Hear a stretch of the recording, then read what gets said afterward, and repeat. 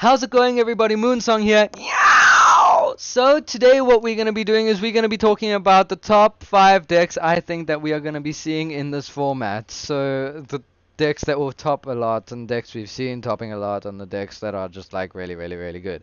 Let's start off with number 5. Let's get straight into it. Number 5 I think is going to be Dinos and Dino variants and all that kind of crap. Dinos, when they came out, they were a real problem. I mean, even new players, you just buy three structure decks and you already seem like you're playing like a pro. It was broken. I mean, Ultimate Conductor Tyranno was a really amazing card and caused a lot of problems, especially that flipping face down and you take 5,000 as punishment for having so many monsters on the board was really, really strong.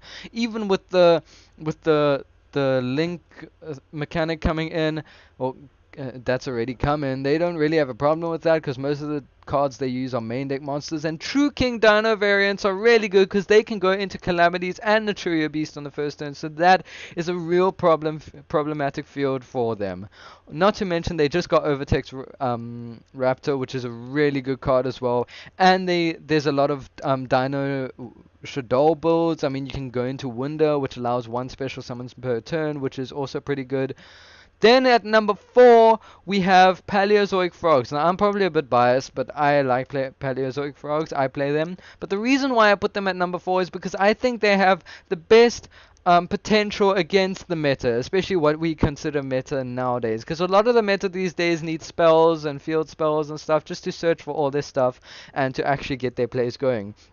And Paleozoic Frogs is one of those decks that can actually main anti-spells and main Imperial Order because they don't use any of that. You probably play like maximum 4 spells at least in Paleozoic. So that's why I feel it's really good. And not to mention, Totally Awesome is a really, really powerful boss monster. And their only weakness being right now probably being Hatrunade, maybe a couple Twin Twisters, and obviously the evenly matched or struggling battle, or whichever you want to call it. They still can get out Totally Awesome for those things, especially if they got Totally Awesome first turn, and they can also play Mind Crush, which is a real good. Again, if they go straight into battle phase, you activate Mind Crush, and then they lose their battle phase, and they can't really do anything. But I think it's a really good deck, and you always have disruption for your opponent, because if you draw 5 traps, at least one of them is going to be disruption, and there's always some way of doing it. I mean, you don't play hand traps in the deck, which is also pretty good. I mean, it's also quite budget. I mean, you don't need to play hand traps. You'll probably side hand traps for going second, but other than that, you don't need it. And I mean, as I said, the Toad is just really, really good. At number 3, I think should be 60 card Lightsworn Shiranui and Infernoid variants. Now, I say this because this deck has the power to out a lot of hand traps and play over what your opponent has. They can make a lot of plays because they play a lot of engines and they play a lot of cards like that, and they still have grass. So if you play grass and you mill your deck, like if they get the right mill, you can actually be killed quite quickly with that. I mean, wolves are really good. Just milling a wolf is scary because that's a 2-1 beat stick right there. And then they mill a snow, and that can become a problem, especially now that we can finally target stuff. Thank goodness. Um, I think it deserves the spot because it's just got so many plays with the graveyard and just can spam out so much stuff. And then we got Minerva now, and now we got the new Lightsworn Link monster. I think they deserve the 3rd spot. Coming in at second, I think would be Trickstars. Now, Trickstars have really made an impact in the meta ever since they came out. I mean, with Reincarnation being such a good card and them synergizing so well with Drow and Lockbird, they've really been a good archetype. Especially the fact that they have so much space for another little engine they can play. They can adapt to meta so easily. So as the meta changes, they can as well. I mean, you see people playing Trickstar Windwitch. You see people rather playing a lot of hand traps, and people try to play different variants, depending on what the meta is.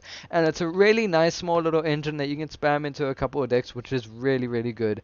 And the fact that they have this burn capacity as well that just lasts for days, I mean, take 200 or 400 if you just draw one card, is really good as well. And I know, trust me, just that little 400 does make the difference at the end of the game. You'll find out once you play a Trickstar player. But it is a really, really good deck, and the fact that Reincarnation is still at 3 for us is just, yeah. It's not completely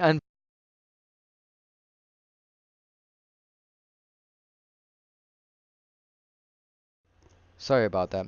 It's not completely unbeatable. It's still really, really good as a deck. But I think it's still one of the top tier decks at the moment. Now, before I go into the first place deck, I'm sure you guys already know what it is. I'm gonna give some honorable mentions to some decks I feel that do really well in the meta. We don't see much play of them anymore, but we still see players every now and then. First one I want to go to is Invoked. Now, Invoked is such a small engine, and it's kind of the same vibe as Trickstars because you can kind of spam a lot of hand traps in it, and you can main other engines and stuff like that. And they really just a good little engine for just a control deck in general. They're just one of the best control decks, and we haven't been hit. The Invoked haven't been hit in the TCG yet, so they still are really really good. And in any format, I mean, Invocation is just it's such a powerful card. I mean, the fact that you can banish your opponent's graveyard monsters is really really good. I mean, who needs DD Crow anymore, right? But it's just become such a good deck, and they also synergize well every now and then with True Dracos, which are also still pretty good. I mean, Masterpiece is quite a problem, and Masterpiece is, as we know, it was a problem back in the day when True Dracos were meta, and the fact that it's still at 3, and Diagram is still at 3, and Card of Demise is still at 3, and we can still get it out like first turn and stuff, it really is a really strong card, and also the fact that we can target stuff again thanks to spirals being hit, it's really really good, and I just feel that the deck still has potential to see some top plays. That's something you should worry about. Maybe maining a couple kaijus is always good. But yeah, I think that those two decks are something you have to really look out for. Then another honorable mention is Spirals. Now I don't think we'll see a lot of play of them anymore because people have probably lost faith, especially after them being hit so much. Especially with the resort going to 1. I mean that means you've only got one targeting thing. I don't think people play them that much. I've seen people start selling their spiral decks all over the internet, so I think they're pretty much done for. Um, you'll still see a couple of tops because they still can get their first turn board, especially dark spirals now becoming a thing, and revolving around a lot of master plan plays. They can still do like a couple of good combos and stuff. I never thought, I don't know, I don't think we'll see them much more. Um, and next one is ABCs. Now ABCs are still pushing stuff out there. I mean they've got a lot of floating effects, so that's really good. And then ABC Buster Dragon is still a really really good boss monster. I mean the the fact that we can target stuff again, I keep mentioning this, but it's still so good. And I think decks with a lot of floating effects have like great potential to be meta. So that's why I think ABC will always be that underlying thing. Yes, we'll always have systems down, but there'll still be that underlying deck that we will always see topping a couple events or being there until they get hit, obviously. But even having terraforming at 3, you know, Union Hangers at 3, ABC will still have their fun. So let's get to the top deck of the format. Even though it's just hit, even though they just got completely thrashed and their main card that everyone was looking for just went way down, I think it's still one of the best decks. And the deck I'm talking about is, of course, Pendulum Magicians. I think this deck is still the top deck. Electromite is so powerful, and they didn't even hit Electromite. Well, they couldn't hit the Electromite because it just came out, but I think it's so powerful, and what Electromite can do in this deck is really really good. I mean, you still need to probably play 2 at least, but it's still a really really good deck, and people play Dark Worm now.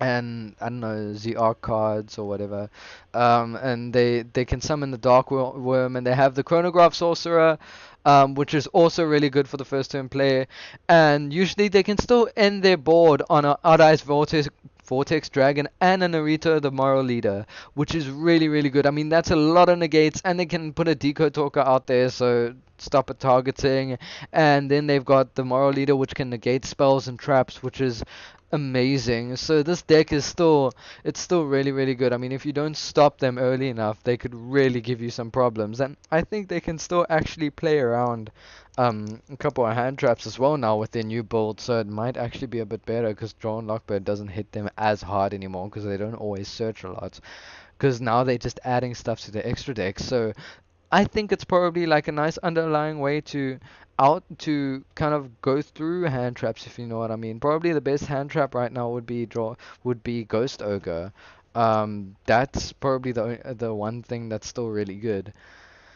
But that's the 5 decks I think that are going to be really good in this format. There's also some I think we should watch out for. It was pointed out to me that stun is a thing now, especially with the new Inspector border.